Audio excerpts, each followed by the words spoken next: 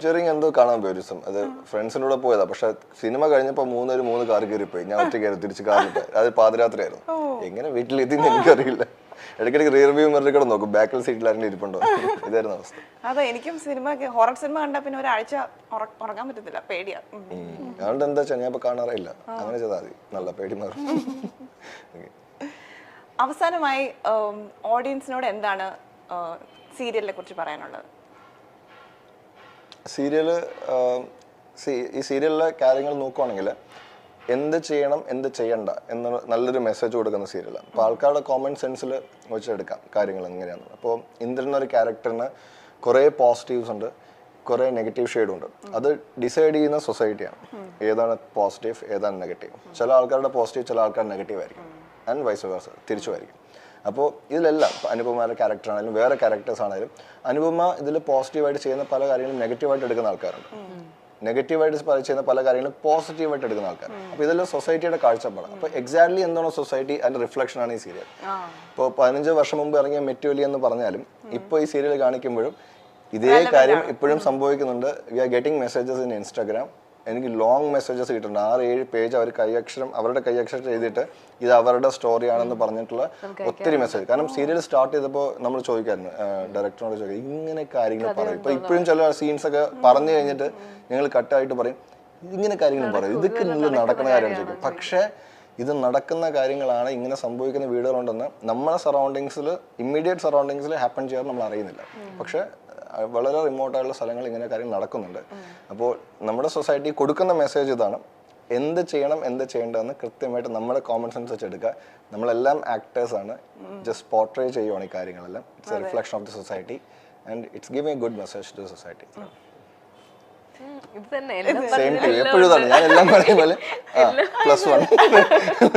അല്ല എല്ലാം പറഞ്ഞു കഴിഞ്ഞല്ലോ, ഞാനതിൽ കൂടുതലായിട്ട് എന്താണ് പറയുന്നത്. ഇനി അടുത്ത സെഗ്മെന്റിൽ നമ്മളൊരു പ്രാങ്ക് കോൾ ചെയ്യാൻ പോവാണ്. സീരിയലില് അനുവിടെ സിസ്റ്ററായിട്ട് അഭിനയിക്കുന്ന അമ്പിളി വിളിക്കാൻ പോവാണ്. കൃഷ്ണകുമാറായിരിക്കും പ്രാങ്ക് ചെയ്യുന്നത്. നമുക്ക് നോക്കാം. കൃഷ്ണകുമാറിന്റെ ശബ്ദം മനസ്സിലാവാതിരുന്നാ മതിയായിരുന്നു. ഞാൻ പല രീതിയിൽ പ്രാങ്ക് ചെയ്തിട്ടുള്ള ആൾക്കാർ, പല സൗണ്ടിലും പല രൂപത്തിലും.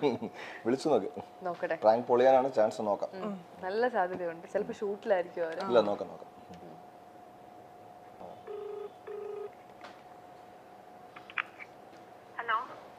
എടി ഹലോ, എടി നീ എവിടെയാ? ഫ്രീ ആണോ? എടി ഞാനേ ഇന്നലെ മറ്റേ സൂര്യയുടെ പ്രോഗ്രാമിന് പോയിട്ടുണ്ടായിരുന്നേ കൊച്ചിയില. അപ്പം ഞാൻ ഇന്ന് തിരിച്ചു പോകാൻ വേണ്ടി നിന്നപ്പോഴത്തേക്ക് നിന്റെ കുറച്ച് ഫാൻസ് അവിടെ വന്നു.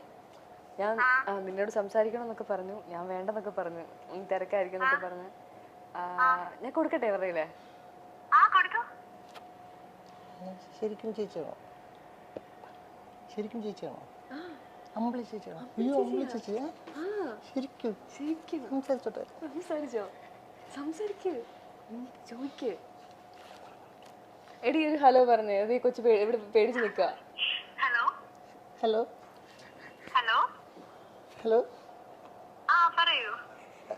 ചേച്ചി, അമ്പിളി ചേച്ചിയാ?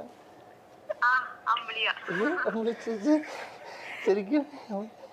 ശരിക്കും അമ്പിളി ചേച്ചിയാ? സംസാരിച്ചോ? കുഴപ്പമില്ല, ഫാൻ എന്നൊക്കെ പറഞ്ഞല്ലേ. ചേച്ചിയുടെ സീരിയൽ കാണാറുണ്ട്, ഭയങ്കര ഇഷ്ടമാണ് അമ്പിളി ചേച്ചി. എടി നീ എന്തെങ്കിലും തിരിച്ചു ചോദിക്കും, എന്തോ പേടിച്ച് നിൽക്കുകയാണ്. സന്തോഷം വിശ്വസിക്കാൻ പറ്റുന്നില്ല, കൈയൊക്കെ വരയ്ക്കുന്നത്. ചേച്ചി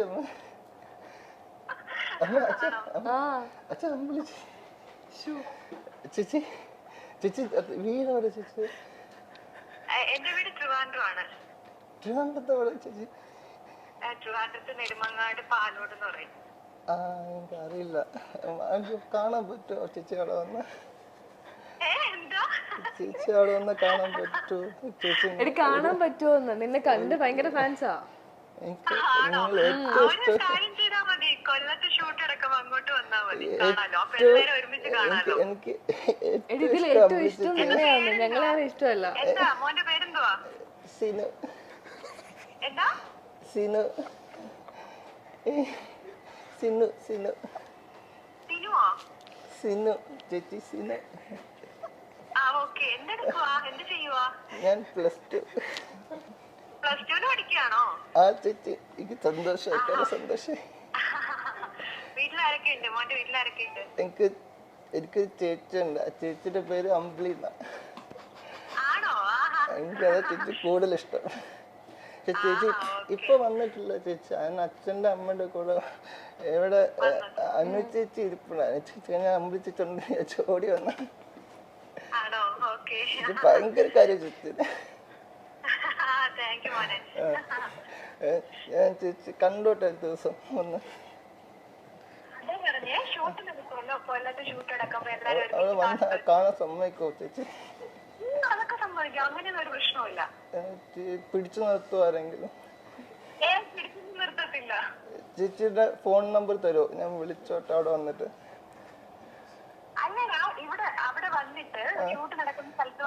അല്ല ചേച്ചി അവിടെ വന്നിട്ട് വിട്ടില്ല, എനിക്ക് അവിടെ കാണാൻ പറ്റി സന്തോഷം സഹിക്കാൻ. ചേച്ചി അവിടെ ഒന്ന് ചേച്ചി ഫോൺ നമ്പർ തരാമോ പ്ലീസ്? ഞാൻ ഡോണ ആരാ? അനുചേച്ചി അനുചേച്ചി ഡോണ. ഓക്കെ നിന്റെ പേര് പോലും ചോദിച്ചില്ലടി. നിന്റെ പേര് ശരിക്കുള്ള പേരെന്നൊക്കെ എന്നോട് ചോദിച്ചു. അവിടെ ഇരുന്ന് കൃഷ്ണമാരായണനെ കാണാൻ പറ്റുമോ?